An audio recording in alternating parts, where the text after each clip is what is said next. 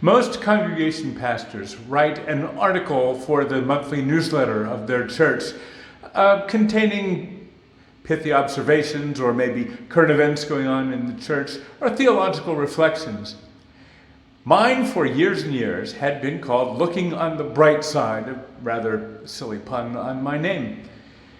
A couple of years ago, our administrative assistant suggested to me something that I had actually been thinking about for quite some time, and that is that I should, instead of doing that sort of monthly article, do a comic strip. And so, Looking on the Bright Side became a cartoon. Hi, this is Pastor Scott Bright from Berkeley Hills Lutheran Church. After the quarantine began in 2020, we found that we needed different ways to communicate with the congregation. We were doing a lot more stuff with Zoom and with YouTube and Facebook. We found that we were not announcing things by mail in nearly the way that we had. We weren't doing a newsletter because, quite simply, most of the programming had gone on hiatus, and a lot of things that we would have announced during the newsletter weren't really happening. Because there was no newsletter, there was no new cartoons of Looking on the Bright Side for quite some time. I'm making this video because it's time, and now I'm going to show you how I do Looking on the Bright Side and what it is, and it's time for a new cartoon.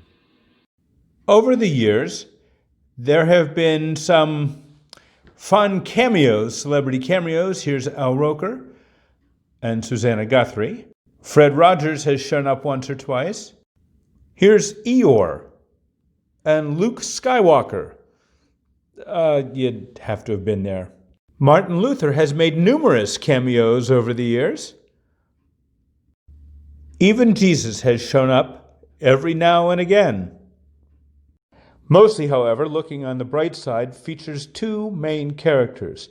One, a little troll-like character, perhaps, named Professor Erasmus Q. Hornswoggle, or Raz, and Lord Snootingham, sometimes called Snooty, the pompous pig. Their appearance changes from time to time, but there are some general rules I like to follow. The first is that if any character is shown in a box, it is the pig, Lord Snootingham. He is the more conventional character. He also speaks in speech bubbles. His words are surrounded.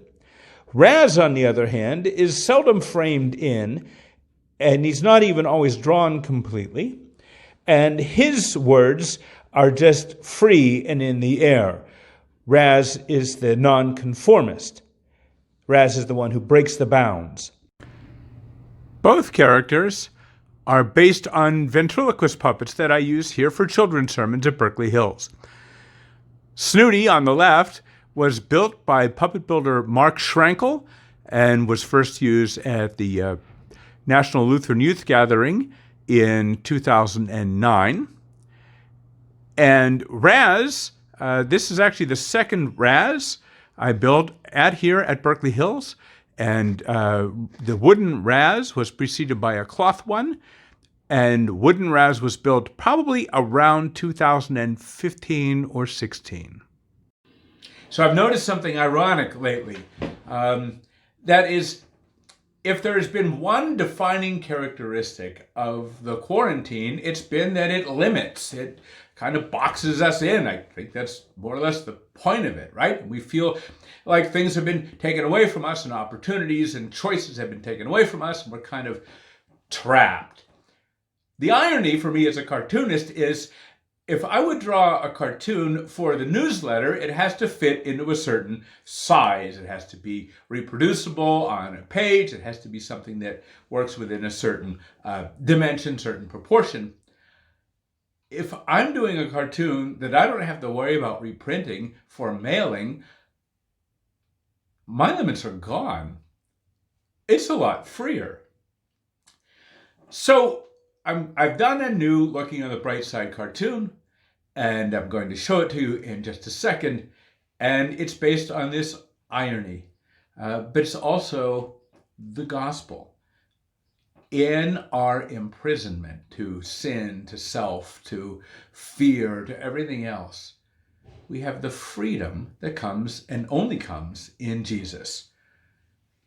So I'm having my free spirit character, Raz, the one who, remember, does not ever show up in little boxed frames. His words even aren't even in speech bubbles because they're just free and easy. He's the one who feels trapped. And he's the one who's eager to get out and break the bonds because he feels so boxed in. And so here it is, the newest edition of Looking on the Bright Side. Did you know that St. Augustine defined sin as being turned in upon yourself? In Latin, that is, incurvatus in se. I can't take it anymore, Snooty. I've been cooped up for far too long. I gotta get out of here. I feel trapped. Trapped? Whatever do you mean, Raz? Being quarantined, the quarantine's beginning to ease up. Surely you don't feel trapped in this cartoon, do you? Yes, I do. But not only that, I'm trapped in my own body, I'm trapped in my own thoughts, in my own selfishness, in my own worldview, in my fear, in myself. Oh, is that all? Well, no problem then. Jesus frees us from sin and death and worry and even from ourselves.